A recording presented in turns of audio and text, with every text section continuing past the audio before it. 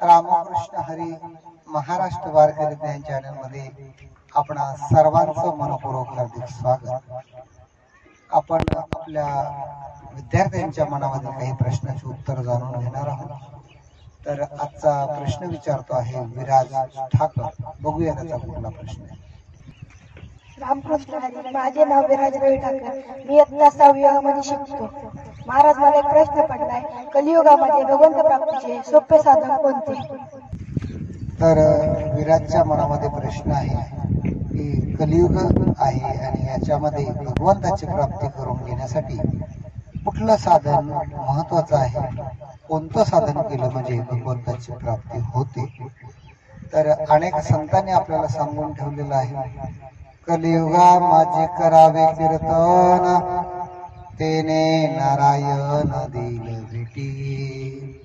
किंवा नाम संकीर्तन साधन पै सोपे, जळतील पापे जन्मांतरीची। न लगती सायास जावे वनांतरा, सुखे येतो घरा नारायण। बाहेर कुठेही जायची गरज नाही, जंगलात जायची गरज नाही, वनामध्ये जायची गरज नाही।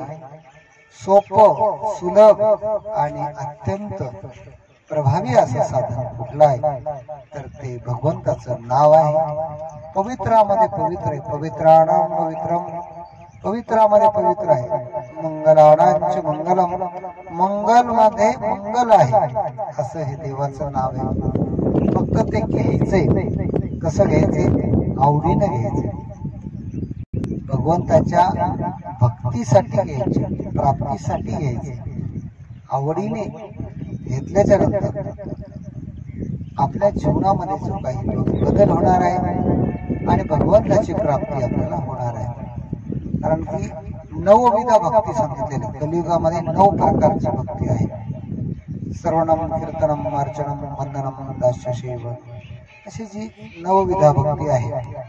तर त्यापैकी नामस्मरण एक आहे। तर या नामस्मरणाने देव प्राप्त होतो, यात कुठली शंका नाही। म्हणून जास्तीत जास्त आपण नामस्मरण केलं पाहिजे।